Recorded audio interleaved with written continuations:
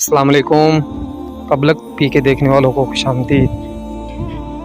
दोस्तों, ये आप देख सकते हैं कि हमारे मज़दूर बहन भाई नमाज अदा कर रहे हैं। तो फिर हमारी क्या मजबूरी है कि हम को अल्लाह ताला ने सेहत भी दी है और हम फिर भी नमाज अदा नहीं करते। ये हमारे लिए लम्हा फ़िक्रिया है कि हम सेहत होने के बावजूद भी अल्लाह के सामने सर बसुजूद नहीं होते।